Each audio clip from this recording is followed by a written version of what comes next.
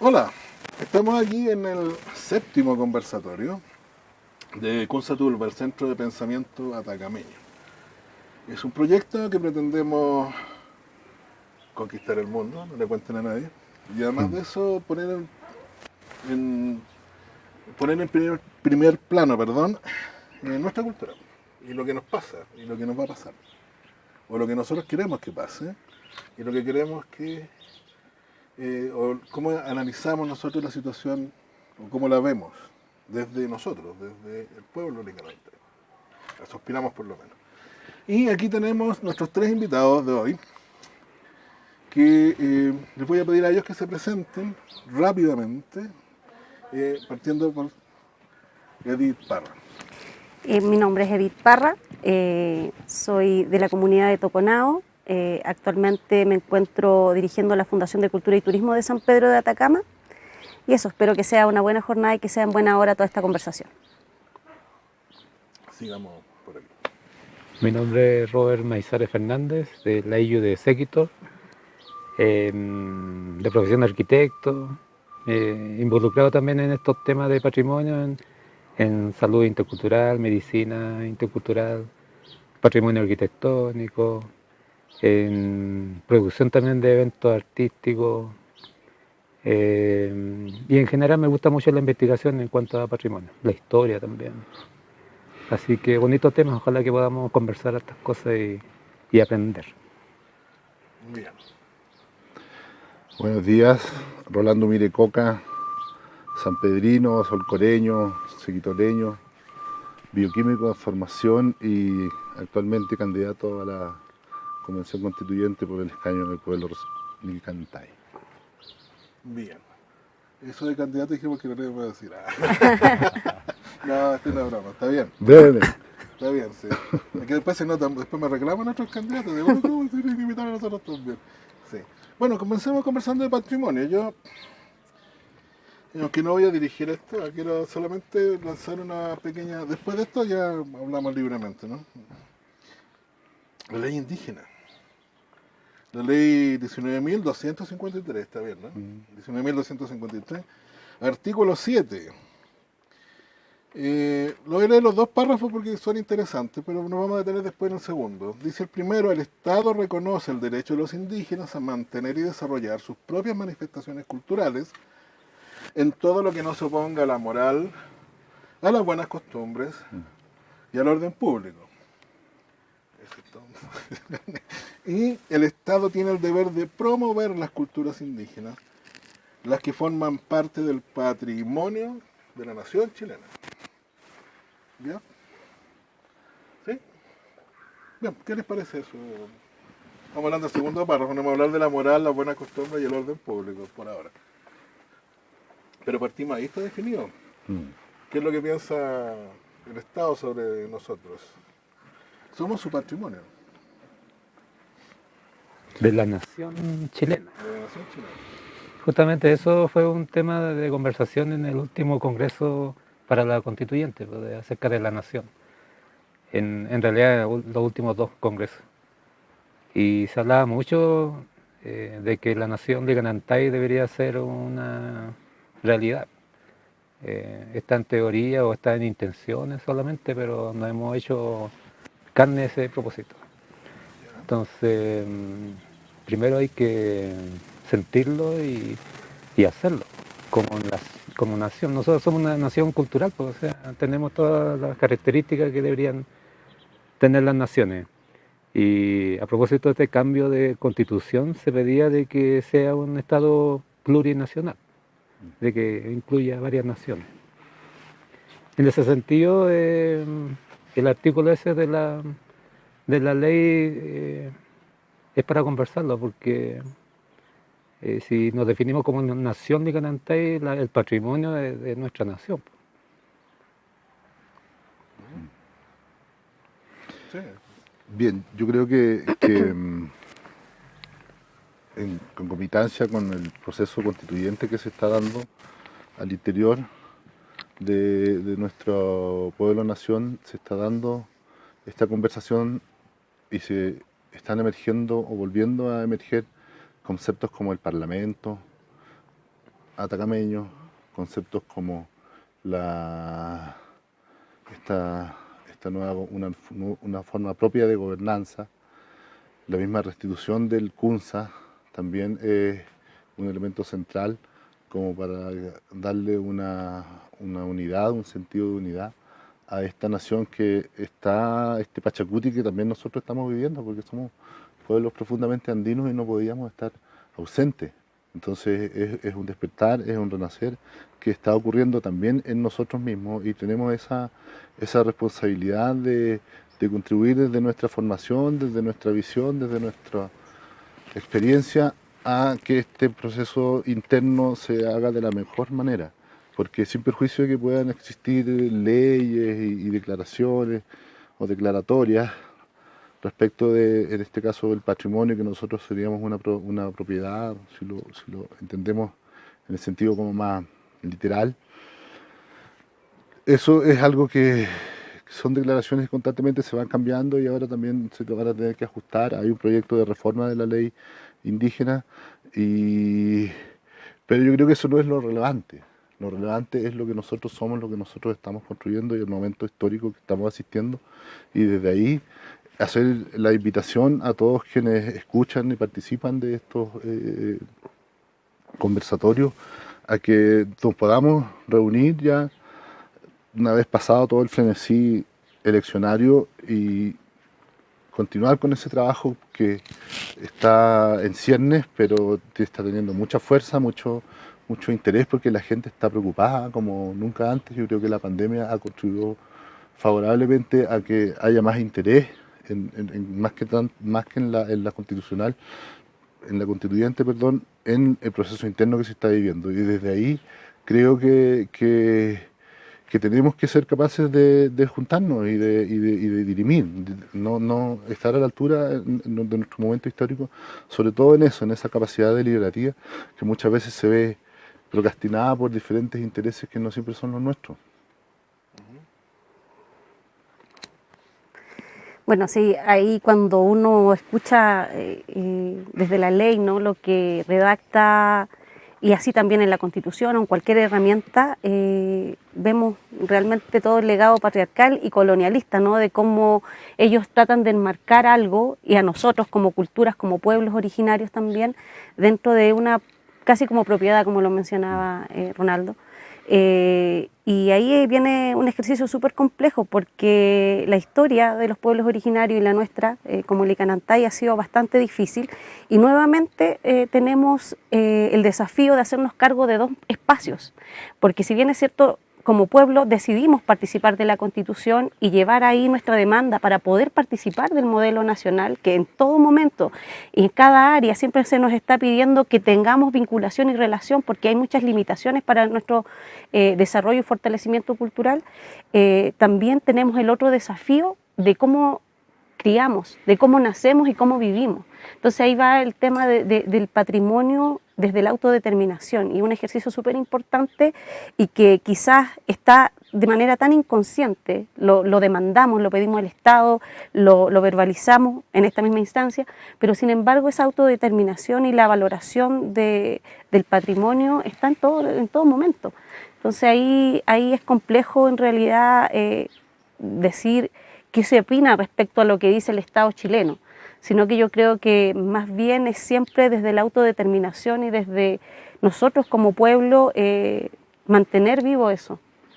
Pero nosotros, si vamos a la definición de patrimonio, la definición básica, en realidad es propiedad, tiene que ver con eso. Pero nosotros, ¿cómo lo podríamos definir? Porque nosotros tenemos un conjunto de costumbres, de cultura, de formas de hacer las cosas, de vivir, de desarrollarnos. Eso, y de repente usamos también el término patrimonio, pero quizás no sea apropiado que nosotros nos refiramos a nuestra riqueza cultural como un patrimonio, porque ¿quién es dueño de esto finalmente? Porque como que nos conducen a preguntar quién es dueño, quién es el propietario de esta cuestión.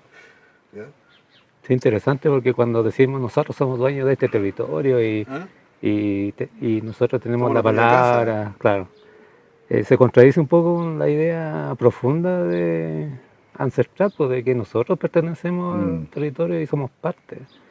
y que posiblemente esa idea de propiedad es ajena, pues es extraña. Interesante porque quizás los abuelos miraban distinta la vida y tenían una forma muy particular de entender eso. Interesante porque no, la propiedad llegó con el colonialismo, como dice Edipo. Y antes era un bien común a lo mejor, o el esfuerzo, no sé. Pero sería interesante avanzar en eso, ¿no? Sí, porque tenemos ahí un concepto de propiedad, que en el fondo, si uno lo va viendo, es como, y de hecho, actualmente la Constitución, como dicen, valora muy en alto el tema de la propiedad privada. Sí, claro. ¿Ya? Y dentro de eso se puede enmarcar toda esta cuestión, pero ¿y nosotros tenemos propiedades? O sea, yo tengo mi terreno, ahí no me la van a venir a tocar. Yo creo que hay como dos cosas. Uno es lo que propiamente tal se refiere al concepto de patrimonio, y que desde ahí también es muy interesante ese concepto, porque nos debiera llevar a este patrimonio como lo entiendo yo, y con respecto, por ejemplo, a la colección arqueológica, que es un continuo, ¿me entiendes? Somos parte de un continuo, asimismo como somos una parte integral de este medio ambiente, de esta pata joya en la que asistimos en un momento determinado. En ese continuo está también el tener esa responsabilidad para quienes estuvieron antes que nosotros, y también nosotros mismos tengamos un descanso, un reposo, hasta un nuevo aviso, por decirlo de alguna forma. Pero yo creo que ese patrimonio es algo que nosotros tenemos que ocuparnos, y en ello, aprovechando de que está la sugerencia, me gustaría invitar formalmente a la Universidad Católica del Norte que pudiera retomar de una manera bien con altura de miras y haciendo caso del momento histórico que estamos viviendo, esa restitución de la colección arqueológica al pueblo atacameño, que yo creo que ya es oportuno, es necesario que se haga se retome esa conversación, pero con ese propósito, y desde ahí nosotros plantear ese continuo que tiene por supuesto mucho que entregar y que ofrecer en lo que respecta al arte, al manejo de los elementos, a la minería, que es algo que también hoy en día está en entredicho, esto del cambio del modelo económico. Y cuánto se llama, tenemos que hacernos parte de ese continuo, tomar el control de ese continuo, porque no puede ser que estén dispuestos en un container, amontonados en cajas, como si fuera un libro. Ahora son cajas más bonitas, antes estaban en cajas de plátano, yo los vi, ahora están en unas cajas hechas ad hoc. Claro, hubo su conflicto, Antes era el cerro. su conflicto ad hoc. Antes estaban amontonados. Bueno, si vamos a llegar a ese punto, tranquilo, esta es la hoja 2. Yo quería comentar también respecto a ese concepto, ¿no?, que nos violenta tanto de propiedad, porque pareciera ser que el originario no tiene derecho a tener propiedad, porque ahí ya se ve algo de corrupción en esa folclorización y romanticismo que se tiene de la lectura de quién es originario y quién es indígena, y si es bueno o es malo. Pero yo creo que todos lo verbalizamos así, en el sentido, esta es nuestra propiedad, nuestro territorio, pero no es como propiedad, sino que es el concepto que existe, ¿no? Y todos, y muchos tenemos incluso hasta desde la deformación académica de eso, que a lo mejor no nacimos así, pero finalmente el sistema te va incorporando esos conceptos y esa forma de vivir. Yo creo que el patrimonio es pertinencia, ¿ya? Y no solamente de pertenecer, sino que a la vez comulga y existe y coexiste contigo. Por eso el patrimonio no es solamente la creación o la práctica, porque para mí el patrimonio sería el saber y el hacer, pero también existe el patrimonio natural.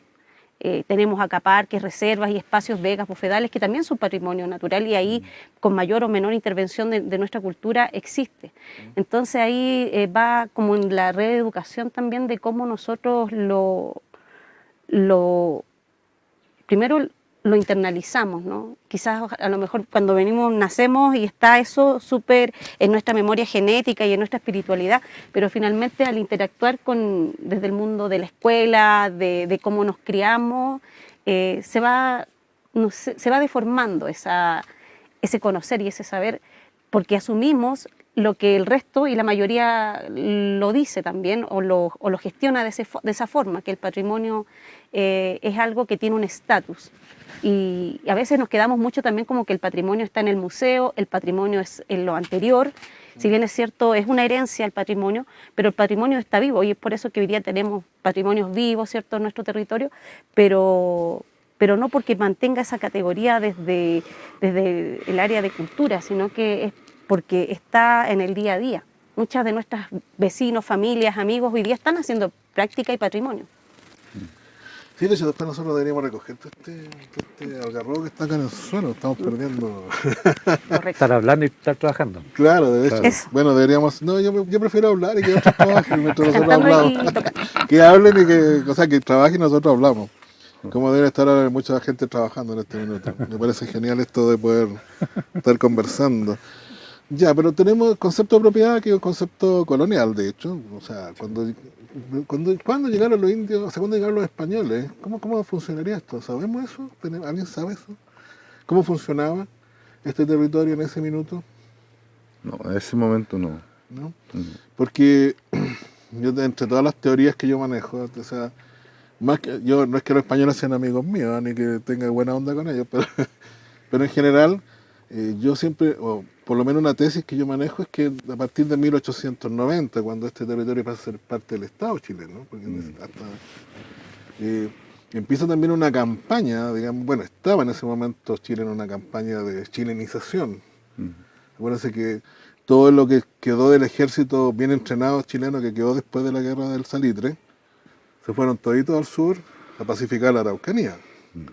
Estoy simplificando, o sea, y aquí no tuvimos una pacificación, pero sí una chilenización muy fuerte. O sea que yo, por lo menos yo en los años 80, cuando yo era más o menos adolescente, no calculen la edad por favor, no existían indígenas acá. O sea, había una negación general. No digo de todo el mundo, pero por lo menos aquí, donde yo crecí más, no existía ese concepto. Todos querían ser chilenos. Y entonces de repente empieza todo este movimiento de entrar a la ley indígena, por ejemplo, que tuvo sus paradojas, porque por un lado nos acogemos a una cuestión estatal, pero también nos sirve como para ir desarrollando una manera de ser, una forma que está más o menos olvidada. No sé, estoy haciendo un análisis a lo mejor muy... Y ahí de repente surge esta cuestión y surge este tema del patrimonio, ¿ya?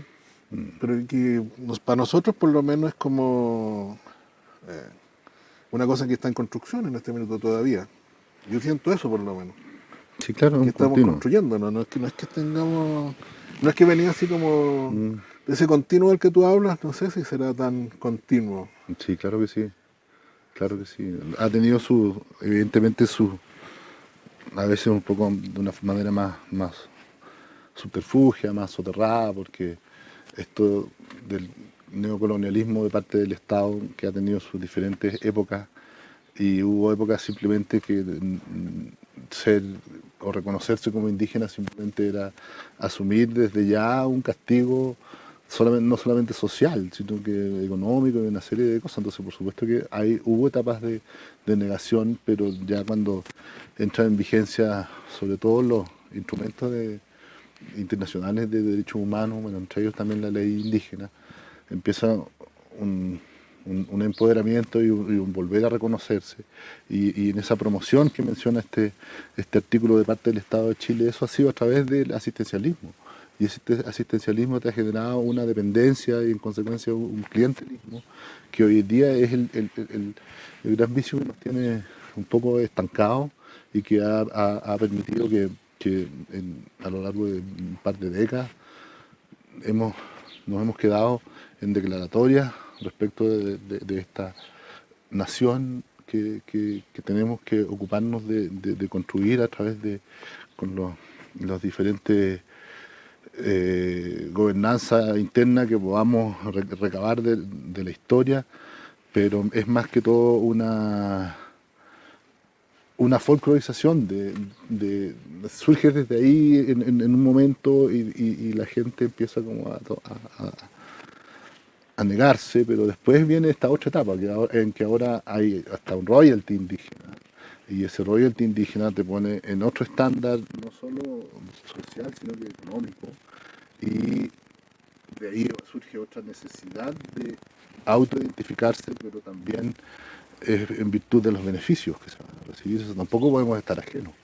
No podemos negar esa condición. Y eso es súper humano. Si los humanos, los indígenas somos personas, y como personas que somos, evidentemente que tenemos esas mismas necesidades y también tenemos las mismas virtudes y los mismos defectos. Entonces, no perder esa noción de que somos personas, sobre todo, y ahora esta nueva condición te pone en otra posición y te genera también, a lo mejor desde el punto de vista de la autonomía económica, esa capacidad para poder sacar adelante un parlamento, para poder sacar adelante la restitución del CUNSA, pero un trabajo así serio y hecho de forma multisistémica y multidisciplinaria, porque hay que hacer sobre todo una búsqueda histórica. Yo en mi visión creo que el CUNSA está guardado en algún repositorio, si no es en Sucre, en Lima o en Sevilla. Pero no se ha hecho esa búsqueda todavía y hasta que no se haga no se puede descartar. Evidentemente que eso no tira por la borda todos esos conocimientos que tenemos de que cada portero tenía un nombre en CUNSA, cada sector. Eso es parte de un continuo y que lamentablemente se fue perdiendo producto de estos procesos de desintegración cultural que fue siendo víctima de este territorio.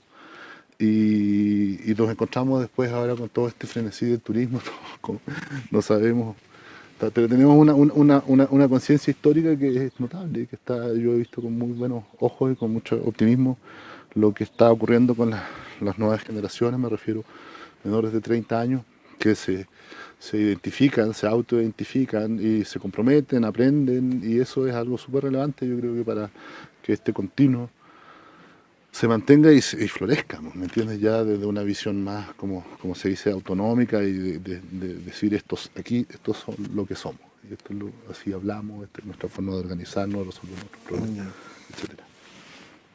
Según la historia oral de nuestros abuelos, ellos nos dicen de que nuestro pueblo ha vivido en resistencia continua.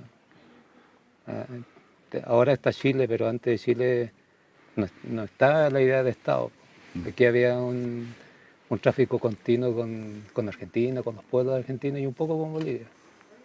Pero estábamos alejados un poco del mar y toda la influencia de los periodos de Estado, por así decirlo, Tiahuanaco, los incas, veían a este pueblo con una riqueza y en realidad ese es nuestro patrimonio, esta riqueza de ser el oasis en el desierto, de poder sobrevivir, de tener esta autonomía, de tener agua, de tener frutos, de tener semillas, harinas, charqui. La sobrevivencia. Los abuelos cuentan historias bien tristes, bien duras. De qué pasó con los chilenos, lo mismo con lo que pasó con el incanato. No fue una cuestión así suave. Quizás el más suave fue el Tiahuanaco, pero según lo que cuentan los abuelos, sí, de continua resistencia. O sea, parece que estamos en un punto geográfico. Hay un condicionamiento geográfico brutal, ¿Quién claro pasa por que sí. acá? No hay Y por una dónde pasar. riqueza. Claro. Claro, un tema histórico, y cuando se hace la observación a veces y comparación, y lamentablemente siempre existe la comparación con otros pueblos originarios, pero lo que dice Robert es súper importante porque somos también un pueblo muy fuerte para resistir geográficamente, climáticamente, psicoculturalmente, todas las distintas intervenciones de otras culturas y mantenernos con esta fortaleza y este anhelo de seguir perpetuando nuestras prácticas, nuestra cultura, es potente. O sea, si uno lo analiza, que tengamos todavía esta autoestima como Licanantay que se va fortaleciendo sin lugar a dudas porque hubo un momento de negación fuerte, más encima eso sumado también a hechos como la dictadura y todas esas cosas que sí o sí llegaban también a estos territorios, hacen que veamos de una manera muy interesante lo que está pasando, y sobre todo con jóvenes. Como decíamos, hay jóvenes que quizás desde la historia y desde la reflexión también y la fortaleza que traen estas nuevas generaciones, están redefiniendo y están revalorando nuestro patrimonio y nuestra cultura. Así que ahí hay harto que esperar. Yo tengo harta esperanza, Gerardo, en que esto de la memoria genética y de nuestros abuelos que despiertan cada cierto tiempo más o menos, yo lo veo así también en mi familia, en mi grupo más cercano. Oye, ¿por qué nace un niño con otra forma? Y yo creo que eso es una fortaleza y un patrimonio que es intangible y que es parte también de nuestra cosmovisión y que hace frente a todas esas invasiones, colonizaciones y la misma chilenización que no nos deja, no nos da tregua y vamos a tener que seguir mejorando quizás en esta Constitución, pero que va a seguir igual un largo tiempo para que nosotros podamos tener el espacio y los derechos que todo pueblo originario merece. Porque, ojo, y se ha escuchado harto también, los pueblos originarios de Chile, de esa pertinencia, nosotros estábamos antes. Y acá, sobre todo, podríamos haber sido, la historia podría haber dicho que hubiéramos tenido acento argentino u otro acento, pero acá nos quedamos dentro de estas fronteras. Claro. Sí, bueno, ahí está un tema, así porque decimos Chile así como que es como el parámetro, pero en realidad nosotros efectivamente estamos hablando de un continuo, estamos antes de eso. Pero lo interesante es eso que, de hecho no lo había pensado. Oh. No, el tema de este lugar que de alguna manera está en resistencia permanente, y vienen y pasan, y somos un sector de paso, o sea, estaba conversando no hace mucho justamente sobre cosas que nos vienen en el futuro. Y una cuestión muy fuerte que viene en el futuro es el famoso corredor bioceánico. Aquí estamos hablando de una iniciativa económica que va a unir, están unidos no sé cuántos estados nacionales y van a pasar por acá. O sea, pero es un cuento viejo, ¿eh? Hace como 10 años. Pero ahora ya están, pero al margen de que sea cuento que resulte o que al final sea un cuento de algunos políticos, lo que sea, es como en el fondo es casi una metáfora de esto, es como todos de Argentina, de Brasil, todos pasan por acá para llegar a cierto punto. Y es como, o sea, viéndolo como lo que están, no es nada nuevo, es como Tiahuanaco, los incas, todos han hecho más o menos lo mismo. En el fondo todos pasan por acá para llegar a otro lado. Este es un lugar de paso para muchos, ¿ya? Y ahora a lo mejor estamos nosotros más centrados, porque además estamos pensando, de repente pensamos en San Pedro de Atacama cuando hablamos de nuestro territorio. Y en realidad estamos hablando de una cuestión mucho más grande. Porque yo pienso en el territorio desde Toconce hasta Peine, incluso Calama.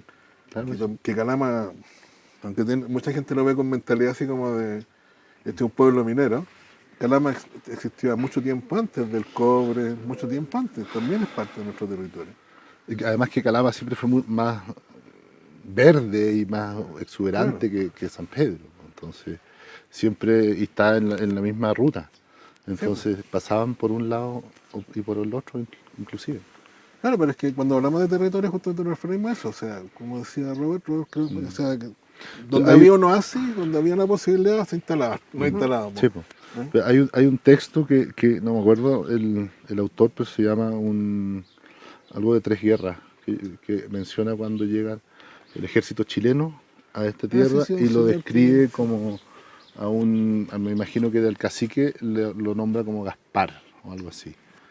Y dice que él pide audiencia ya unos días que ya habían llegado estos militares y le dice que va a tomar posesión a nombre del Estado de Chile, bla, bla, bla. Y el que le sigue le dice que no hay ningún problema. Y siempre y cuando permitan que ellos puedan seguir haciendo lo que han hecho siempre. Y si no, tienen que alimentar a todo el pueblo. Entonces, evidentemente el militar dice que sí, porque que pueden seguir haciéndolo. ¿Y qué es eso que hacían? Era comerciar, viajar, ir y venir trayendo cosas de un lado para otro.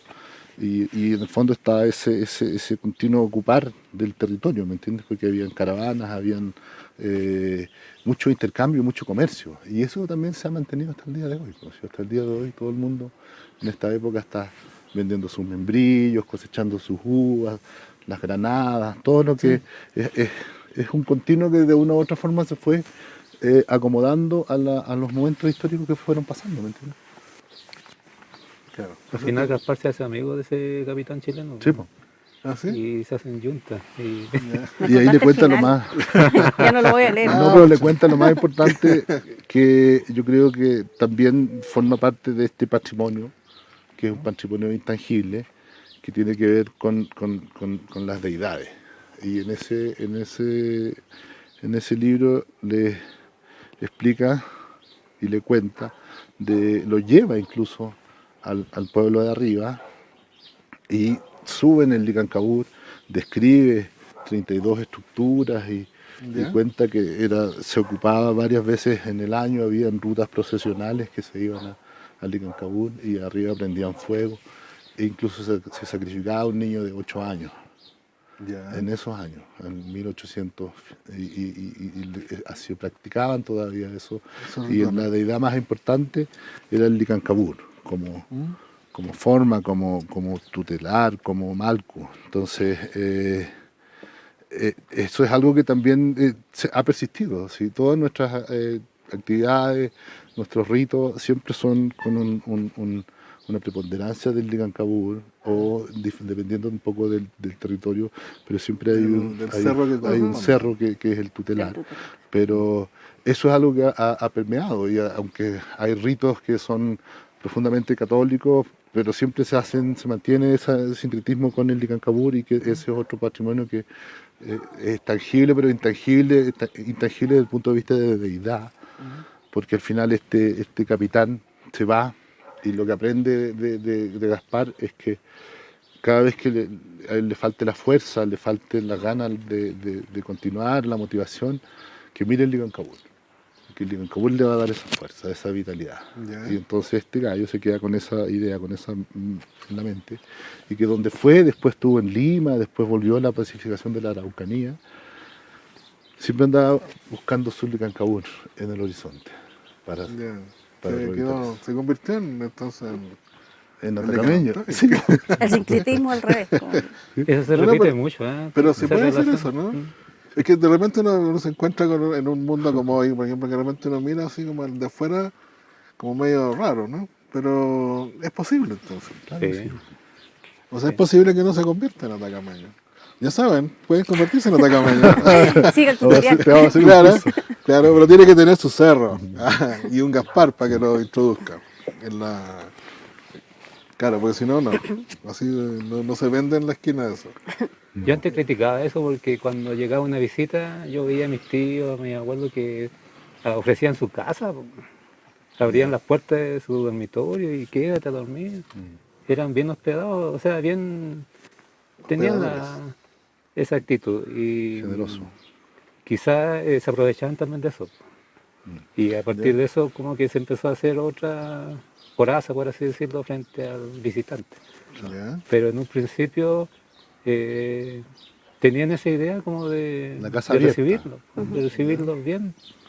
Y lamentablemente después se transformó en otra cuestión, la visita, Sí. la masividad. Es que siempre se recibía gente de Argentina, de Bolivia, nosotros ahí en Toconao hasta quizás fines de los 80 se seguía manteniendo esa relación y se recibía así, porque también cuando se iba para allá era la misma vuelta de mano, ¿no? Era la reciprocidad, pero súper concreta. Pero claro, o sea, no hay presupuesto tampoco que aguante que vengan a visitarnos así como para poder tener esa calidez y toda esa preparación que tenían antes nuestras familias, nuestros abuelos al recibir a alguien. Ahí también respecto a lo que mencionaban del tema del sincretismo, yo creo que ahí también está el patrimonio, ¿no? De cómo uno es capaz de colocarlo en valor tanto en el tema religioso como en el tema también del trabajo en general, ¿no? Porque si bien es cierto existe el sincretismo, que es este ejercicio de mezcla de lo cultural, ancestral y de la iglesia o la religión católica, también existe la simbiosis, que es cómo yo como indígena aplico ese saber, esos principios a mi profesión o a mi formación académica, y ahí se va también mezclando y también uno va haciendo patrimonio y va tratando de ajustarlo un poco, porque obviamente no puede haber un absolutismo ni de uno ni de otro lado, pero también existe la práctica con pertinencia. Uno trata siempre de darle algo para que se sienta eso, que se vea algo del patrimonio que uno resiste a dejar. Pero ahí hay una cuestión, tú lo mencionaste en alguna ocasión, no ahora, que en otro momento te lo escuché y lo quedó grabado por ahí creo, no sé, no me acuerdo, pero hablamos de, sí quedó grabado, hablamos de qué nos define como Atacama, porque si hablamos de patrimonio, ya ahí hablamos, o sea, ya surgió ya una serie de ciertas características de nuestra cultura que deberían ser como propias de cuando uno sacan el monito dice ya, este es un atacameño, a ver, ¿qué es eso? ¿Qué es ser atacameño? ¿Ya? Y hablamos de conceptos como resiliencia, que me cuesta pronunciar, pero es esta capacidad de aguantar harto y seguir, ¿ya? Y hablamos de ese tema de la generosidad que ahora se ha perdido un poco, pero yo creo que existe todavía. No, sí, Siempre. ¿Ya? Todavía existe Sí. porque yo lo he visto también en mi propia familia. Hay un tema ahí con las familias y la cosa de los clanes, que también es parte, creo, que podríamos de repente, pero hablando de lo que decía, hay un tema que esto de, me voy a estudiar, yo mi propia historia, yo me fui a estudiar a Santiago, estuve 30 años fuera, volví, y tiene que ver con un concepto que probablemente también nos defina, que es la transhumancia, que fue un tema que tú mencionaste alguna vez, esto de que efectivamente como cultura, generalmente somos, y lo recordaba el viernes, cuando veía en WhatsApp y en Facebook las alarmantes fotos de las colas que había para entrar a San Pedro, así como y mucha gente como escandalizada, ay, pero todos estos se vienen para San Pedro. Y yo pensaba, pero es lo que siempre hacemos, porque de repente yo mismo, mi familia tiene una casa en Calama, o sea, yo podría decir que yo vivo en Calama y no estaría mintiendo, ¿ya? Porque de alguna forma nos movemos siempre. Siempre tenemos esto de una base y nos movemos y volvemos. Hay una transhumancia que es muy antigua, que viene del pastoreo y todo eso, y ahora está como tú decías, como que a lo mejor se está acomodando a lo que es la vida actual. Pero somos transhumantes, ¿o no? Genéticamente está bien fuerte esa cuestión porque en el día a día yo salgo de mi dormitorio y salgo al patio. Si yo viviera en un departamento o una casa en la villa Iquina, llego al comedor, a la cocina, pero yo salgo a mi patio. ¿Ya? Entonces la gente tiene esa idea de que de salir, está en su dormitorio y sale. Y yo ahora para llegar acá recorrí 4 kilómetros, Claro. de Meahillo hasta acá. Entonces cruzamos el desierto continuamente, vamos a Catarpe, vamos a Coyo, vamos a Cúcuter. Hacemos, imagínate los pastores, porque se van allá a Purilacti. Sí, pues es una cuestión. Es un territorio abierto, ¿no? Sí, Sí. entonces la gente lo tiene incorporado dentro de esa idea de salir y salimos a Iquique, salimos a Santiago y volvemos y tenemos esa normalidad, por así decirlo. Claro, por eso cuando empezó la pandemia, yo me acuerdo que hablaban, salió esa cuestión de no vamos a dejar que vayan a su segunda casa. Y yo sé, pero eso para nuestro concepto es como muy extraño, porque nosotros no tenemos segunda, tenemos hasta 3 casas. O sea, tenemos un territorio donde nos desplazamos. Y cuesta como, porque somos así. Yo lo reconozco en mí incluso. O sea, de repente me vengo caminando de solo y no es una cuestión rara. Mi mujer se complica la vida. Y nosotros somos buenos para caminar. Pero nosotros cuando vivíamos en Santiago, nosotros salíamos a caminar así como para pasear. Y caminábamos 1 hora, 2 horas incluso. Y cuando veníamos para acá decían, no, es que, ¿cachai? No tenía esa, pero para mí era súper normal. O sea, como caminar de allá para acá. No lo encontraba tan extraño. Y no es algo que me hayan enseñado, o sea, probablemente lo aprendí. Sí, pues lo aprendí sí, cuando chicos nosotros vivíamos acá en el pueblo, no íbamos al carnaval de Solor, ni no íbamos caminando. Bailando. No, íbamos caminando, después volvíamos, no sé cómo volvíamos. Yo me acuerdo que siempre despertaba en la casa, pero no sé cómo había llegado. La Lo que pasa es que memoria. en la ciudad tú sales, pero sigues estando adentro porque estás dentro de las calles, los edificios son altos, hay como gente, pero tú sales de acá de Unahillo y estás solo pues, en el despoblado, en el desierto, pues, y cruzas ese desierto. Esa es la diferencia, que aunque sean 4 kilómetros de aquí a Solo, tú podés caminar en Calama 4 kilómetros porque vas a ir mirando y hay vida. Pues. Claro. Pero aparentemente tú cruzas esos 4 kilómetros y aparentemente no hay vida, o sea, en la nada. Esa Claro, pero es una característica nuestra, o sea, la capacidad de afrontar eso. Porque a mí no me cuesta, o sea, nunca me costó así como en términos de que le cuesta a gente que no es de acá, que como que sienten ese peso. ¿Ya? Porque quizás las culturas actuales por lo menos, viven justamente en lugares civilizados, y civilizados de ciudad, o sea, no es lo mismo, y de hecho yo percibo siempre ese horror al campo, así como en mi casa tiene que tener cerámica, Bueno, pero la que no entre misma, ningún bicho, ningún insecto. Ah, ¿Ya? pero la misma pandemia también ha ido generando como un anhelo de vuelta por lo más natural, por lo más rural, y se ha observado que no solo en Chile y acá, sino que en todo el mundo, sobre todo los jóvenes que a lo mejor son profesionales pero tienen algún grado técnico, están volviendo y están haciendo, como revitalizando la agricultura, y esa forma es algo que también aquí lo estamos viendo, observando, ¿me entienden? De las cosas positivas que uno puede rescatar de la pandemia es que están todos los campos verdes, toda la gente volvió a trabajar a sus chacras, volvió a sembrar maíz, trigo y cereales que a lo mejor antes no los sembraban, pero eso es algo positivo, es algo que se vio. Entonces existe esa memoria, existe esa capacidad de resistir, esa resiliencia y esa necesidad de moverse de un lado a otro, y que muchas veces los señores carabineros o quien está en este caso fiscalizando en estas contingencias del toque de queda y las cuarentenas no siempre entienden que es algo normal, que uno va a regar de un lado a otro, que uno va a buscar choclos, que uno...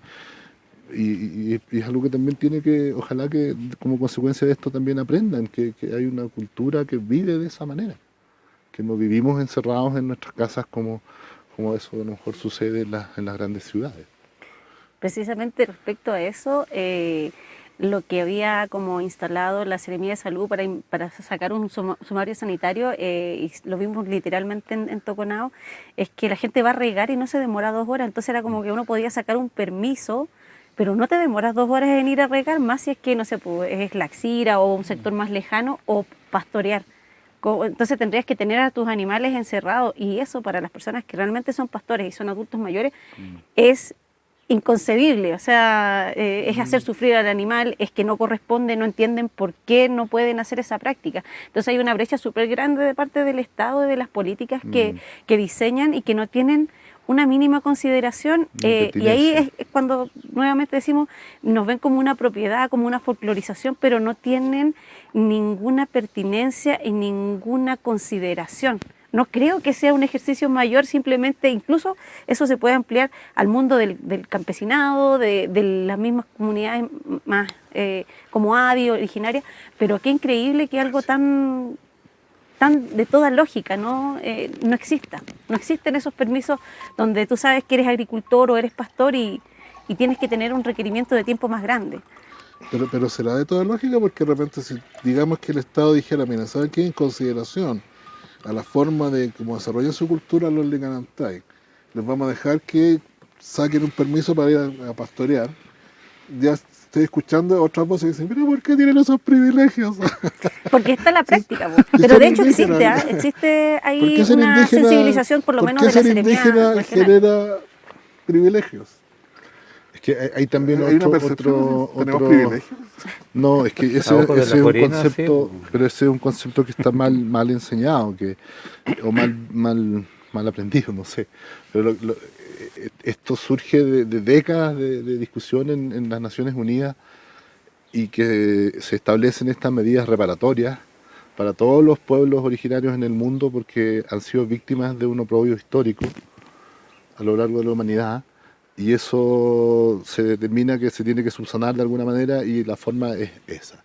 Entonces, en consecuencia, se genera una ley indígena, y los distintos estados que son parte de las Naciones Unidas tienen que hacer algo al respecto, para cumplir con ese nuevo estándar, y ahí se van generando nuevos instrumentos y también los originarios van usando estos instrumentos y van obteniendo mejores beneficios, pero eso en ningún caso es un privilegio, es una reparación por un oprobio histórico que se ha vivido no solamente en este territorio.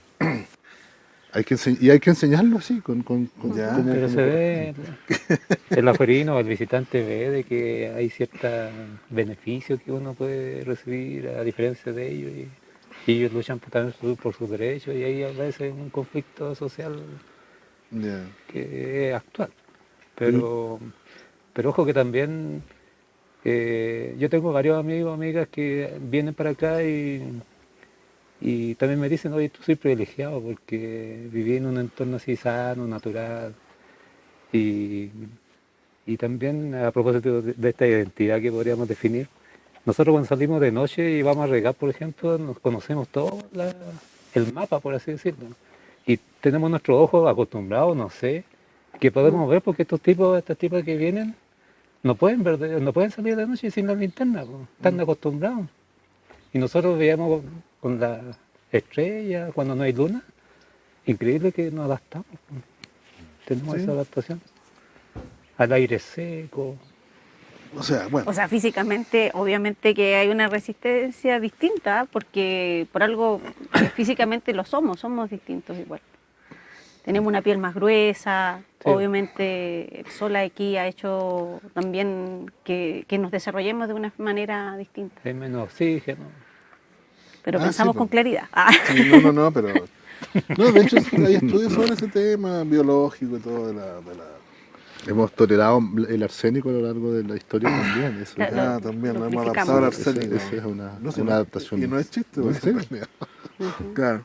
Si mueren menos indígenas de cáncer al estómago que los otros, pero hay un tema que tú también lo has mencionado, ya ha salido como de otra vez, que esto de la folclorización. Así como, a mí me gusta mucho ese tema porque yo, por un lado, yo entiendo el concepto como, por un lado, una cierta mirada de ciertas instituciones o personas incluso, que dicen así, bueno, si ustedes son indígenas debieran hacer esto.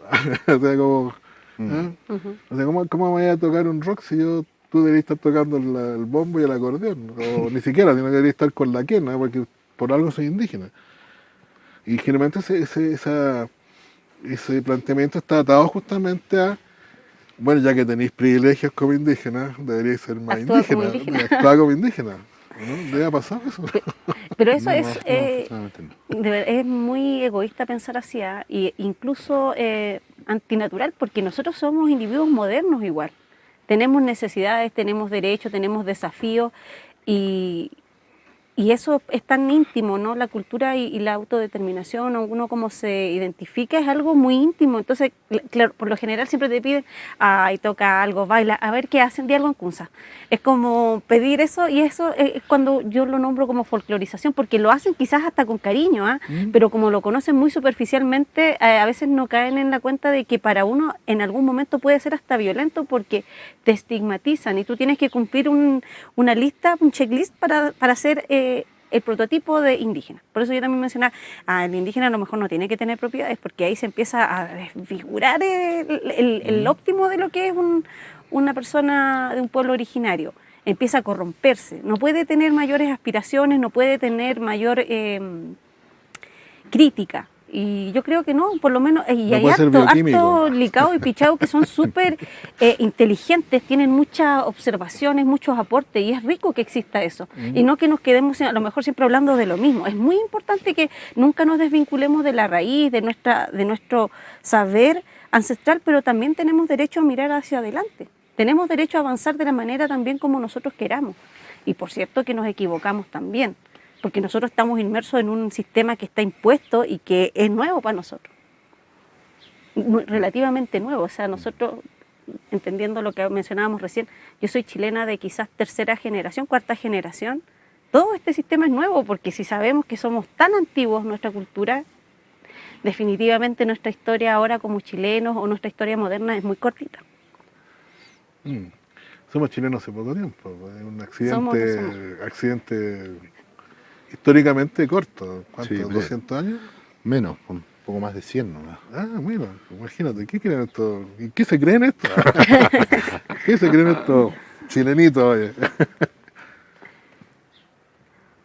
Pero la mirada es dual, ¿ah? Porque el ejemplo claro, por ejemplo, los bailes tradicionales, el torito, los que ven acá, los que son católicos, van a misa y dicen, qué entretenido el torito y qué bonito, y la música, qué bonito. Y ya, pues, pero esa es la mirada de acá, por decirlo, del visitante. Pero la mirada desde el otro punto de vista, del que hace esa tradición, es bien compleja y tiene muchos temas de trabajo. Entonces no lo hacen por ser bonitos, sino que lo hacen como una expresión de un posicionamiento curiosamente, frente a todo esto que estamos hablando, de la influencia del Estado, de la influencia religiosa. Es una crítica muy, muy buena. Que se ve como algo bonito, como tú dices, que puede ser folclórico, pero que tiene un significado complejo y que ha servido para mantener ideas bien profundas. Yo creo que sí, pero quizás con todas las prácticas y todas las tradiciones nos pasa un poco lo mismo, ¿no? De que hay capas, está la cosa más superficial, al carnaval mucha gente, porque es jarana, y bueno, y es verdad, o sea, tampoco vamos a decir que no. Pero hay otras capas también respecto a eso, no es solamente el hecho de que vamos a tener una fiesta, sino que hay otras cuestiones que están... Y me imagino que hay capas que tampoco son para cualquiera. Hay un cierto nivel de hecho, las fiestas son eventos sociales que son netamente nuestros, sin perjuicio que hayan sido secretizados, pero el alférez de la fiesta patronal del pueblo que sea, no lo elige la iglesia, lo elige la gente. Y asimismo el alférez del carnaval, y asimismo los cantales y esas elecciones o esas decisiones de quién maneja esas cosas son anteriores incluso a estas definiciones estatales de comunidad indígena. Por supuesto. Sí. Van mucho más allá de eso. No me imagino yo una comunidad indígena diciendo, nosotros vamos a poner el alférez del... Todas las costumbres, los ritos, las ceremonias tienen personas encargadas y esas personas delegan en función de su familia la continuidad, ¿no? Sí. Y por eso se ha mantenido y es cierto, hay diferentes capas de comprensión de la actividad. Pasa en los floreamientos, pasa en el carnaval, pasa en todas las fiestas religiosas, incluso católicas.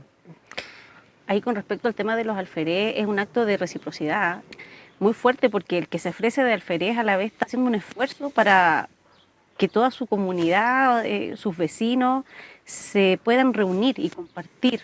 Porque sí, bien es cierto, puede ser un evento religioso o un evento cultural, pero sin embargo el objetivo más importante que se cumple ahí, aparte de que la pasamos bien obviamente, es que nos podemos reunir. Y yo creo que ahí nos sentimos más atacameños que nunca. El domingo, por ejemplo, en el cierre de Carnaval de Toconao, una cosa donde realmente te sientes atacameño. Es muy emotivo. O sea, te sientes parte de un continuo. De un continuo y además, no solamente temporal, sino que también cultural. Con la gente que está ahí. Es que yo me resisto a decir con la comunidad porque está muy... con el pueblo. Porque no es que está muy manoseado el término comunidad a esta altura. O sea, no es, porque yo creo que también es una cuestión que funciona con el Estado y toda su maquinaria pensante. O sea, tenemos un montón de trampas semánticas que nos van metiendo como patrimonio, como comunidad indígena, porque realmente la palabra comunidad es muy hermosa en realidad. O sea, si pueden, pero convertirlo en un organismo, en una organización, que se fijan, de repente nos entrampamos después. ¿Cómo hablamos de esto? De este concepto. Sin que esté contaminado con todas las otras cosas, porque efectivamente existe el ahillo. A mí me gusta como lo dice Carlos Aguilar, porque Aguilar habla del ahillo, él se refiere al ahillo, como esta expresión de la gente funcionando como una comunidad, como una unidad, y eso me gusta a mí, porque es una palabra que es mucho más cercana que comunidad, por ejemplo. Pero, y nosotros efectivamente tenemos capas y costumbres que de repente no se entienden bien por fuera. Yo me acuerdo siempre en las bodas, la costumbre que tenemos nosotros de alzanar, por ejemplo. Que es una cuestión que, no, de hecho, es una Eso cuestión... es para el viaje. ¿Ah? Es la ofrenda para el viaje, para volver. Eso también te da cuenta de la transhumancia. ¿Me Sí, entiendes? pero una cosa que mucha gente realmente no entiende. Yo me acuerdo, una pequeña anécdota cortita, en uno de estos famosos cócteles que siempre se hacen por distintas cuestiones, y curiosamente habían quedado cosas, una cosa muy extraña, que habían quedado cuestiones en la mesa. Y sobre todo había quedado, esta gente hacía como un pavo de frutas, ¿sí? Una piña con sandías, con unos palitos así como cola, bien bonito. Y andaba una señora así como, mirando, así como, se quería llevar la cuestión. La piña completa. se quería llevar el pavito, así como... y yo la miré así, pero le dije, pero llévesela, alzánela, le dije. Estaba ahí, pues, está en la mesa. Y andaba la gente del cóctel, así como ¿cómo se llama? Los encargados del catering. Y se miraban así como yo le decía, llévesela, si esto es una costumbre nuestra. ¿Ya? Y la persona me dijo, ¿qué costumbre? Sí, pues yo dije, alzanar. ¿Usted no sabe lo que es alzanar? No, me dijo, no tengo. Entonces yo le expliqué, no, lo que pasa es que cuando uno invita a una boda, a los comensales lo que queda, o la porción que le corresponde, se la llevan. Claro. Además, aparte del hecho del viaje y todo, también una muestra de que no es que, de que yo le aprecio lo que tú me diste, Que estaba no bueno. lo dejo. Claro. De que en realidad es como, no me lo puedo comer porque me diste demasiado, pero me lo voy a llevar porque está Una muy gratitud, bueno. claro. Entonces también una muestra de gratitud. Y yo le explicaba eso, me dijo, sí, me dijo, sí, así funciona, sí, es parte de nuestra cultura. Así que se fueron para adentro y sacaron otro pavo que tenían. No, la verdad. Se le iban a llevar y ellos. lo regalaron. Y se lo regalaron a otra señora. O sea, le dieron una bolsita a la señora y todo. Pero te fijas, hay una cosa que de repente los que están de alguna manera afuera no entienden, pero también es explicable. Se puede Sí, por explicar. supuesto. Entonces, de alguna manera, nuestra cultura tiene esas cosas que son como extrañas de decir, miren, yo he estado en bodas donde de repente el anfitrión, uno se va sentando y te va pasando una bolsa. Sí, pues. O sea, como una bolsa para que cuando te lleves algo tengas la bolsita, Lista. si tú no la llevaste. Claro. Las fiestas también son un elemento de identidad propia nuestra porque, ¿sabes? Al habitar este desierto tú vives en soledad, po. Y la mayor parte de tu tiempo estás solo, increíble. Haces tus cosas, vayas a regar, a lo mejor con tu familia, pero estás en soledad, po. Pero el momento que tú te encuentras con otro vecino o llega una festividad, la bebida a concho, po. O cuando te cruzas, tú vas caminando de aquí a solo y te cruzas con alguien, es una fiesta porque sale la talla, el sobrenombre y la vida florece. Pero es porque estamos así en soledad, increíble. O sea, es una cosa como de contraste, dices tú, que el hecho de estar así no es que nos convierta en ermitaños, sino que en gente que necesita mucho más este contacto. Y eso no se Que lo aprende. vive. O sea, más que necesitar, es que valora Lo celebra. le da Ya. otra connotación a Sí, ese contacto, ¿me entiendes? Que Ya. no es una casualidad o encontrarse nomás con alguien, sino que es mucho más, ¿me entiendes?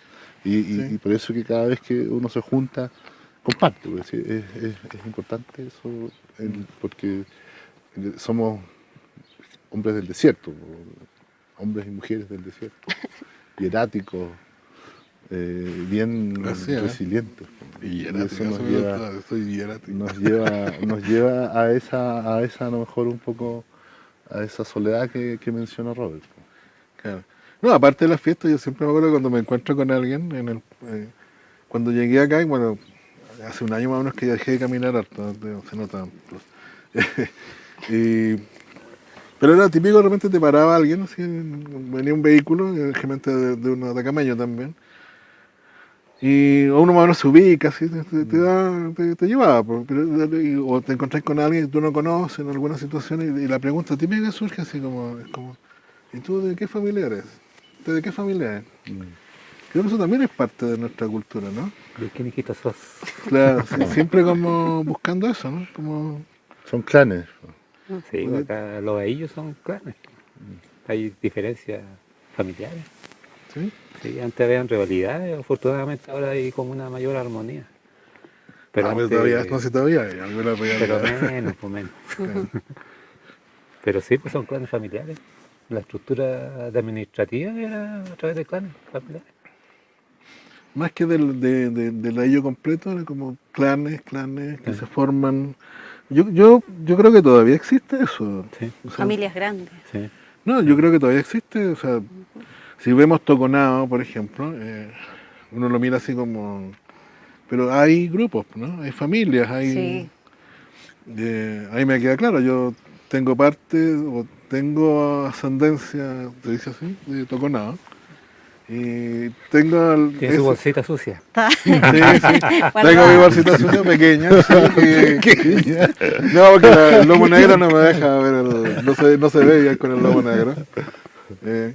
No, pero uno va rastreando, es muy divertido, no sé, no es la palabra correcta, es muy interesante para mí fue todo un descubrimiento empezar a buscar eso, ¿no? Como las raíces familiares, porque resuena con uno eso. Cuando uno empieza a encontrar Absolutamente. quién era el abuelo, de dónde estaba, de dónde venía el bisabuelo, todas esas cosas que, más allá incluso del territorio. Porque claro, de repente uno dice de Toconao, pero es que en realidad alguien que vino de allá, Claro. Ujú. ya que llegó acá y que es normal, ya que nosotros funcionamos así, Mm. como moviéndonos siempre. Sí. Bueno, hasta que mi bisabuelo lo agarraron, porque lo agarraron en Solar. Lo agarra. Me Lo acuerdo florearon. la primera fiesta, o sea, la primera feria de intercambio, de trueque, con los bolivianos. Me acuerdo que hubieron familias que fue la única oportunidad de mucho tiempo que se veían y se podían abrazar. ¿Ya? Y realmente fue emotivo, porque esta frontera así tan militarizada que ahora está peor. Eh, pero esa vez me acuerdo bien de que tenían la oportunidad libremente, o sea, legalmente por así decirlo, Sí. de cruzarse y abrazarse, ¿no? Familias que están separadas por esa cuestión. Sí, bueno, es que eso también tiene que ver con la forma en que... Porque yo creo que quizás sea un pensamiento muy español ese, ¿no? O que nos quedó de esto de que vemos la cordillera y vemos así como un muro, una separación. Pero yo siento que para nosotros no era, No, no era una conectiva, es decir, Era la Es ruta. la columna. o sea, uno ve así como los pasos, las quebradas, el cómo llegar, pero no siento que para nosotros culturalmente, nuestra cultura lo vea como una barrera, es más bien como una puerta. Pero es una cuestión que se olvida de repente. Bueno, después viene la frontera nacional, todos esos inventos que vienen posteriormente. Porque como para entender un poco esta... Yo creo que a muchos les cuesta un poco entender esto de que nosotros tengamos o que seamos parte de una nación que no abarca este territorio, sino que también abarca un territorio al lado, o lo que es ahora otro país. Pero en realidad nosotros somos dueños de todos los salares. Claro, el litio Otra es vez la nuestro, propiedad. el litio es nuestro. todo el propósito. triángulo del litio esa es la nación de Canantay. Pues. ¿Para qué andamos con cosas? Así es. Así que tenemos esta cultura de nuestro patrimonio.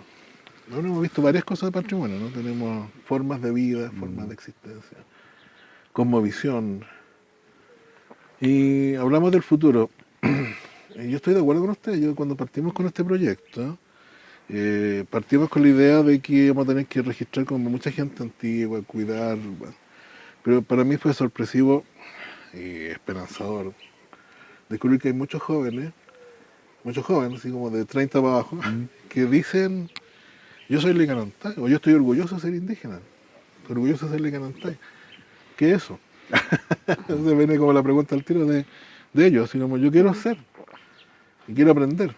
Y curiosamente, la conectiva con el pasado, con el continuo, normalmente son los abuelos. Es una cosa que se ha ido repitiendo mucho, o sea, hay algunas excepciones, pero en general, cuando yo hablo con alguien de 20 años, me dice, y yo soy licanantay, ¿y por qué? No sé, es que mi abuela me enseñó, me ha enseñado cosas. Que ¿Te fijas? Es como, más que los papás, los abuelos. Es una cosa muy... ¿A ustedes les pasa algo así o no? ¿Algunos tienen nietos?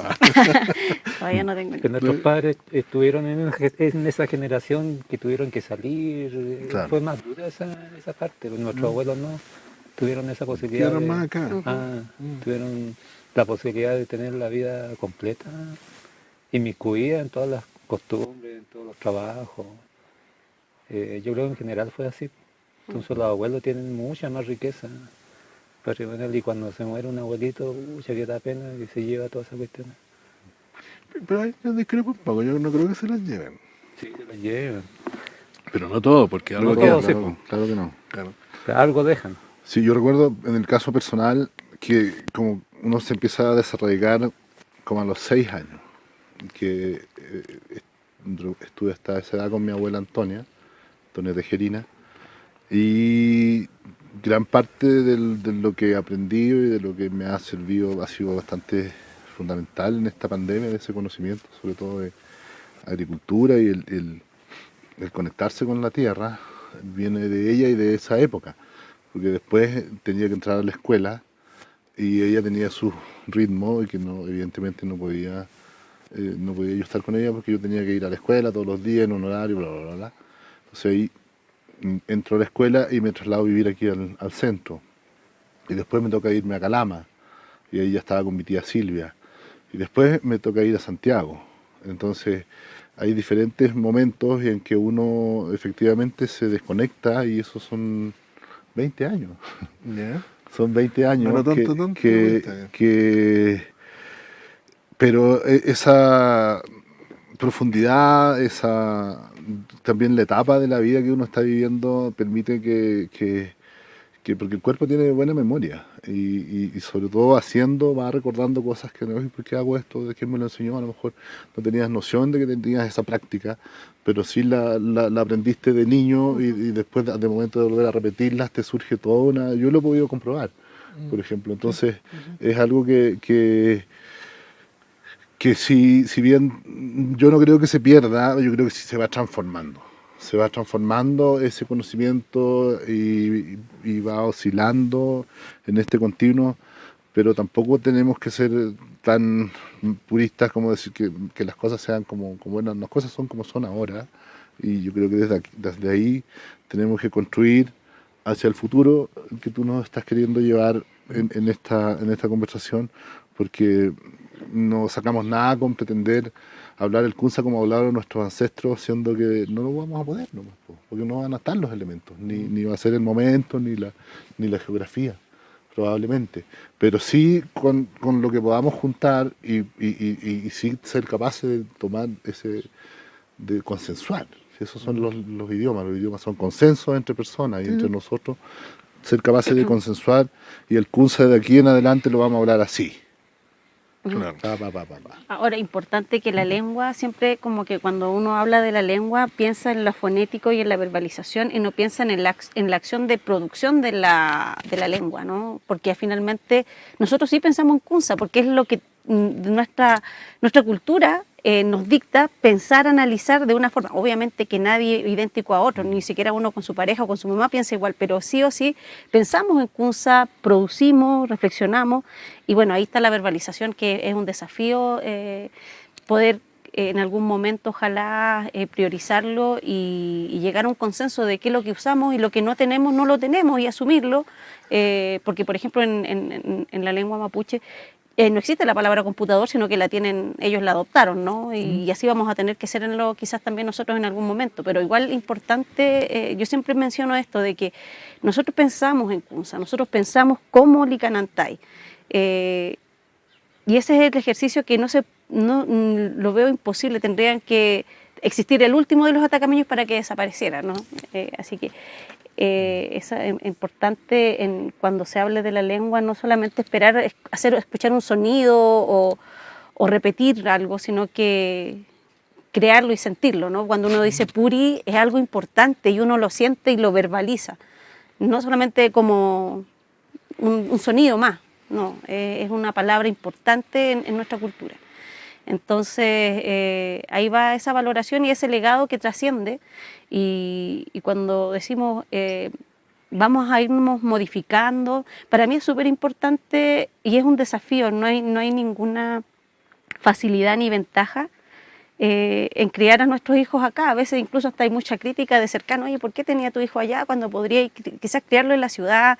Hay mejores escuelas, pero uno hace ese ejercicio y esa es la autodeterminación. criarnos acá y vivir. Y a lo mejor no vamos a hacer lo mismo que nuestros abuelos, pero vamos a tener nuestra forma de vida igual. A mí, afortunadamente, hoy día me toca estar con una pareja que tiene mucha más cultura que yo, hijo de pastores, que hasta el momento ellos todavía mantienen sus prácticas.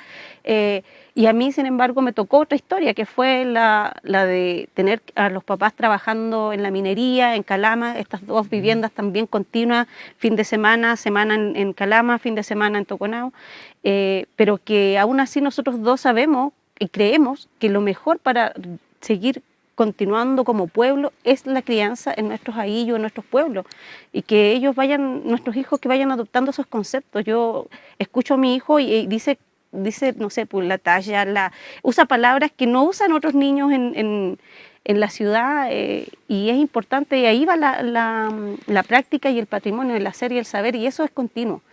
Así que yo tengo esperanza en que vamos a seguir proyectándonos, modificándonos, pero también fortaleciéndonos y valorando lo que somos.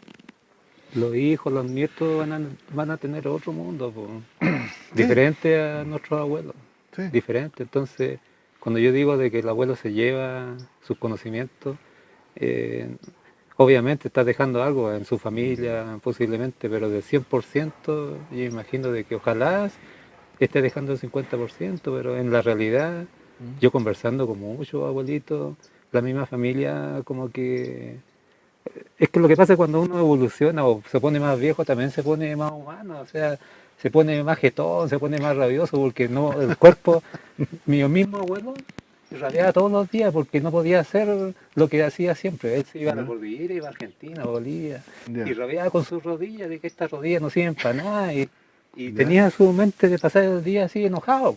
Entonces tú le ibas a preguntar alguna cuestión y te mandaba la cresta. Pero si estaba en fiesta y estaba con sus amigos o llegaba un vecino, ahí te contaba la cuestión. Entonces la relación familiar es distinta a la relación festiva de amistad. Y con un copete y todo, los viejos se sueltan y te cuentan historias maravillosas. Entonces, la continuidad que estamos hablando a lo mejor escapa del nivel familiar en la realidad. Y la verdad que se les lleva, pues yo he visto viejitos que tenían mucha sabiduría y lamentablemente no han dejado eso en su generación, pues, en su familia. Y a propósito de los nietos, de los hijos, yo también veo con esperanza de que nosotros estamos rescatando así la médula, lo más importante, para dejarlo a ellos. Pero va a ser totalmente distinto. Pero este mundo... Pero quizás tiene que ver con que nosotros de repente tenemos cuando uno analiza la historia, empieza a ver los académicos, la cosa así como que uno tiene la sensación de que todo es medio estático para atrás. Así cuando habla de 14.000 años, 11.000 años, los que sean, uno tiene la sensación de que... Pero en realidad nuestros abuelos, o nuestros tatarabuelos, también deben haber pasado por una etapa en que sus tatarabuelos vivieron en un mundo absolutamente distinto al de ellos. O sea, igual ha habido siempre cambios acá. Por lo menos desde que sabemos de Tiahuanaco para acá, o sea, toda generación que ha pasado por acá ha tenido que afrontar probablemente nuevas adaptaciones, nuevos cambios. Quizás se acelera un poco aparentemente ahora, porque el mundo en general parece que está más acelerado en sus transformaciones, pero yo creo que nuestro tatarabuelo igual de repente haber pensado, mira, lo que se ha perdido, o se murió, no sé, y no nos dejó este tesoro, pero efectivamente nosotros, parte del proceso es justamente ir adaptándose a un nuevo cambio, una nueva situación. Ahora llegaron los incas, ahora llegaron los españoles, ahora llegó el Estado chileno, ahora llegó el nuevo gobernador, o llegó el nuevo, no sé, siempre hay una... Pero ahora es más rápido todo, antes pareciera ser de que había lapsos de tiempo más, unos ciclos más largos, pero ahora en 10 años hasta que cambia la cuestión. Pero eso es para todos, o sea, finalmente es parte del... Pero así como cambia todo más rápido, también nosotros somos distintos. Tenemos capacidad de adaptaciones más rápidas también, ¿o no? No sé. Espero que sí, porque si no estamos nos va a pasar vamos a estar mal. Permiso. Sí, dale nomás. Me está haciendo burla hace rato. Dale nomás. A propósito de Alzanar. No sé, tienen que llevarse todas estas cosas. Quedan más por allá ¿Te trajiste todavía. bolsa? No, yo les La tengo una bolsa bacana. No se preocupen. Ahí vamos a repartir. Oye, bueno, hay muchos temas, ni siquiera vamos a mencionar el museo. Perdón. Ni siquiera vamos a mencionar el museo arqueológico y todo eso. Pero sí mencioné, bueno, de pasadita, démosle una pasadita que sea, ¿no? Porque esa parte ya lo mencionamos en algún minuto, el tema de nuestro patrimonio. Ahí tenemos un montón de cosas que son. ¿De quién son esas? Son nuestras. Debieran ser nuestras, ¿cómo? En lo que va como de la evolución del concepto en la legalidad, como que ha pasado un poco inadvertido en este proceso constituyente, porque Sí. cuando se habla de propiedad, justamente, se hace referencia a las tierras, y a lo mejor algunas otras tierras de uso colectivo, pero no se habla de ese continuo patrimonial, o de este patrimonio que es la colección arqueológica. Y en esto yo creo que también es un momento oportuno de abordarlo en la misma constitución, que aquellos pueblos que tienen un patrimonio, ajustándose a este concepto que definido por la legalidad, puedan hacer uso y disponer de su propio patrimonio, de su continuo. Es decir, que como en este caso la Universidad Católica custodia la colección, pero eso viene por un mandato legal del Estado de Chile que deliberó a través del Parlamento, y eso mismo debiera suceder, que es el Parlamento el que ejecuta lo que la Constitución establece. Entonces debiera generarse esta nueva ley en que las colecciones arqueológicas vuelven a los pueblos y los pueblos determinan cómo es que se muestra este patrimonio, esta colección, este conocimiento, y qué cosas no se tienen que mostrar y qué cosas tienen que volver al lugar donde estaban. Quizás no va a ser el mismo lugar físico, en este caso hablando de los cuerpos propiamente tal, pero sí nuevamente un consenso que establezcamos. Aquí vamos a poner un memorial, vamos a devolver a la tierra, a la Patajoiri, estos abuelos que fueron extraídos contra su voluntad, y eso va también a entender que inevitablemente se va a transformar en un atractivo turístico. Y concebirlo así mismo desde ahí, porque es algo que sería casi único, pues no muchas veces ha sucedido. Entonces, existe esta contingencia, y que es de esperar que los tomadores de decisiones de las comunidades puedan también tener esa visión, esa lucidez de que hay que ir trabajando en diferentes escalas, en diferentes niveles, y también en este caso Pero el municipio, que hay otra pata que tampoco puede estar ausente. Pero necesitamos un cambio constitucional para eso. No, pero hay una ley. O sea, es que, bueno, primero las voluntades, ¿no? Pero yo creo que igual es la oportunidad, a pesar de toda la molestia y la pena que ha generado el tratamiento que han tenido los abuelos y las colecciones, pero también es una oportunidad para que no solamente resolvamos ese tema, sino que el relacionamiento que tiene la universidad, el Estado, con el pueblo licanantay, porque pareciera ser que nos quedamos a veces centrados en la conversación de la colección, y nuestros abuelos ahí son tan importantes como somos nosotros y como van a ser nuestras futuras generaciones. Entonces, la idea ojalá es de generar una dinámica de tratamiento, no solamente a lo que está dentro del museo, sino que a quienes estamos hoy día vivos. Y eso yo creo que es un desafío mayor, y por eso también se ha dilatado tanto el tema, porque yo creo que todos queremos cerrar lo mejor posible este episodio, ¿no? tan connotado y con tanta necesidad de un lado y de otro, y argumentos también, pero también yo lo veo como una oportunidad de que el Estado efectivamente, ya sea la universidad u otra instancia que toque resolver este tema, tenga un tratamiento respetuoso, no solamente con lo que está hoy día ahí o con lo que ellos han tenido cautivo o administrado, sino que también con nosotros. Yo creo que muchas veces se nos anula y todo se piensa en el pasado. Lo dije anteriormente, parece, de que se ve como, los abuelos, siempre hacemos referencia a los abuelos, y hoy día nosotros somos abuelos. En unos años más vamos a ser los abuelos de nuestra cultura, vamos a ser los ancestros en algún momento, y nosotros tenemos que pedir ese espacio y esa ese respeto a lo que nosotros estamos generando, y no solamente en este espacio específico, o con estas colecciones específicas, o con los restos de nuestros abuelos. Pero estamos haciendo algo, o sea, porque en rigor yo entiendo que eso, como dicen, el que no llora no mama. El tema está abandonado, yo por lo que entiendo. En este minuto no he escuchado ninguna comunidad, organización. No está priorizado, Lo que porque yo pasa es creo que que las todos comunidades están... tuvieron el tema de trabajo y como que ellos empezaron a hacer algo, pero en realidad no han avanzado. Pues yo ahí quiero hacer un llamado público, aprovechando este medio de comunicación, Mire la cámara. porque debemos cambiar la mirada. Nosotros vemos al museo como una cosa como turística, de que la gente va y yo creo que mucha gente tiene esa mirada equivocada de que es un patrimonio así entre comillas arqueológico y que no es familia, que no es un lazo sanguíneo. Eso en general en todas las cosas, con lo que estábamos hablando en un principio.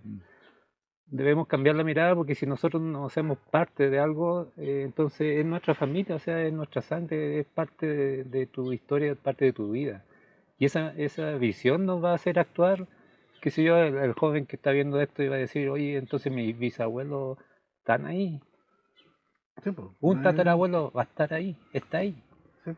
Y entonces, ¿qué estamos haciendo? Yo creo que esa visión hay que cambiarla, porque si somos turistas en nuestro propio pueblo, no vamos a lograr nada. Tenemos que cambiar esa visión de que la cordillera es nuestra y nosotros pertenecemos a la cordillera y es nuestra familia también, pues es nuestra parte de nuestra vida. Y si se mete un grupo ahí económico, nos afecta a nosotros. Esa es la mirada. Sí, en esto aclarar de que no me refiero a que ese cambio tiene que venir por la Constitución, pero la Constitución debiese ser descolonizadora, ¿me entiendes? Ya salirse de esa lógica de aquí paternalista, en que nosotros somos tratados como los hermanos menores y que tiene otro que venir a tomar las decisiones por nosotros, ¿me entiendes? Entonces, desde ahí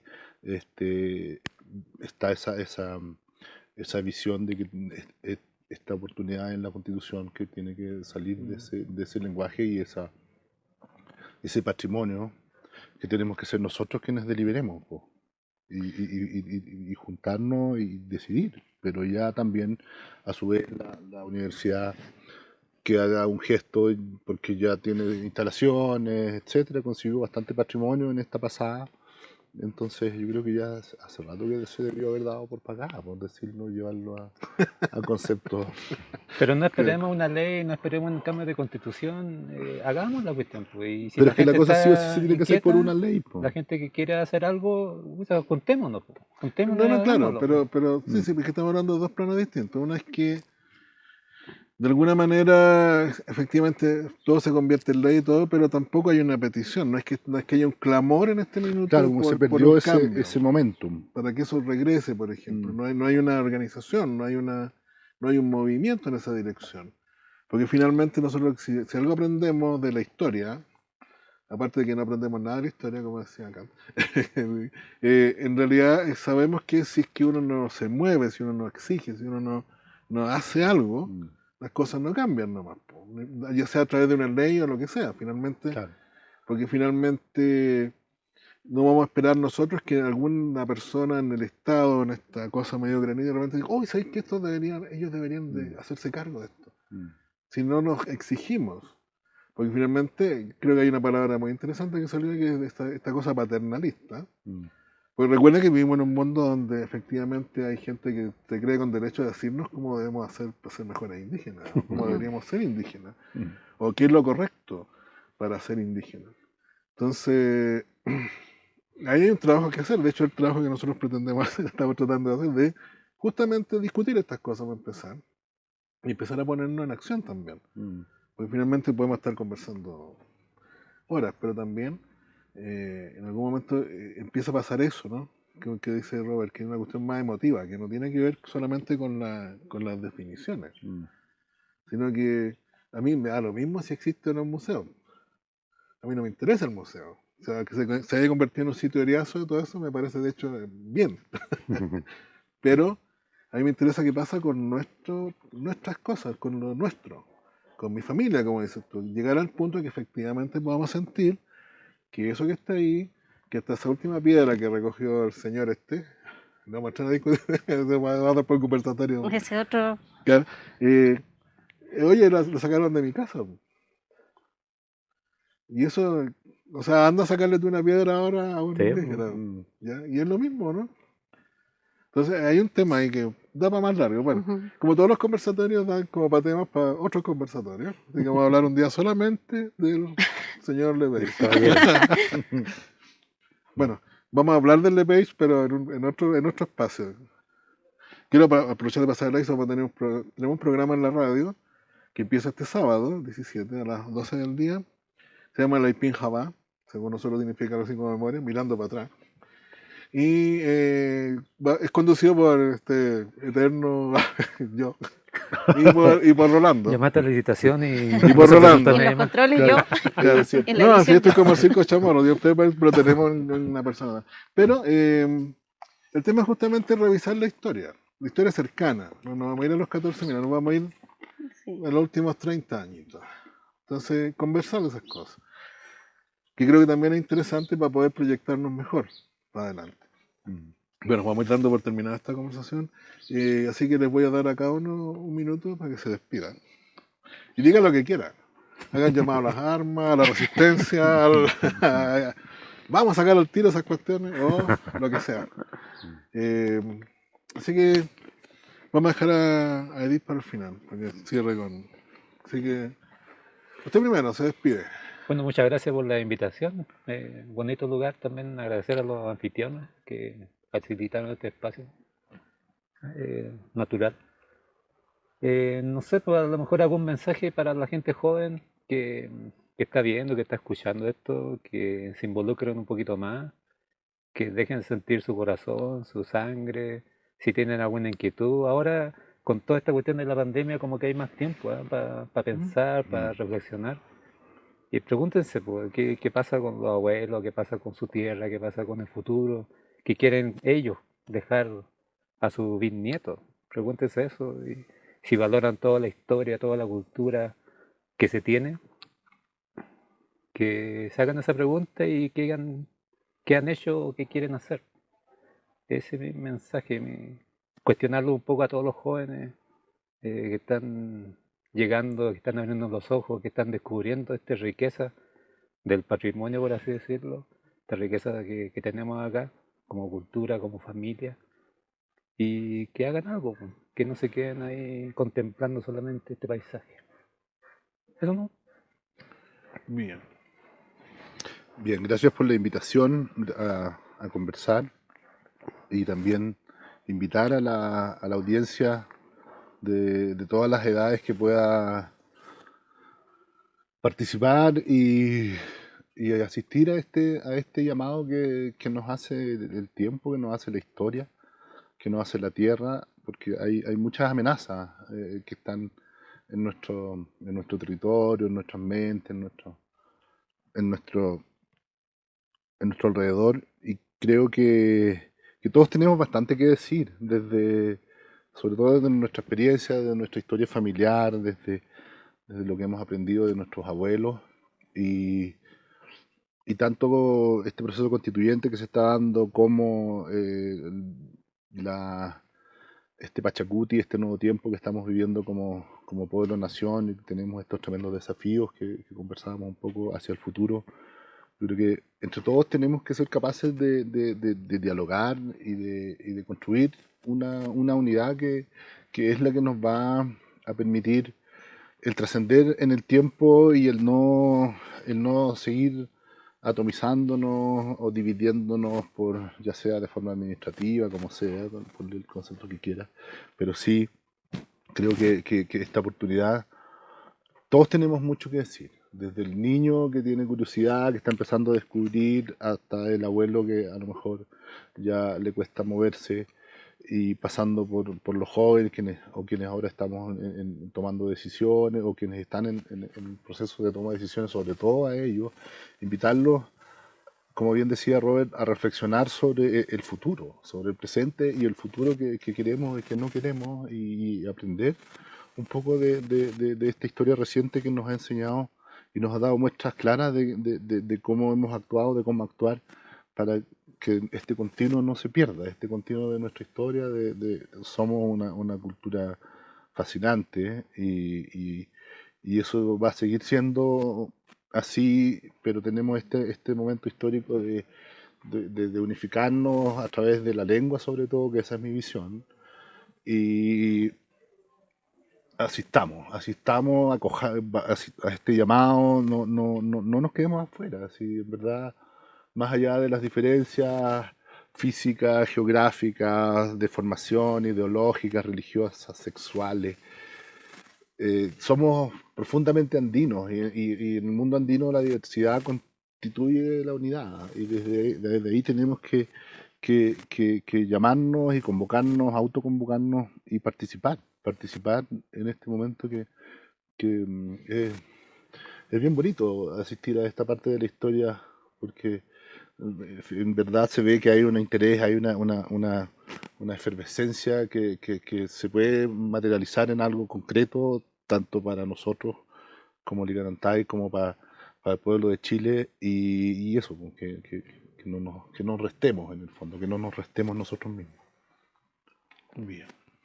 Agradecer, Gerardo, el espacio. Siempre es muy positivo poder conversar con personas y conocernos.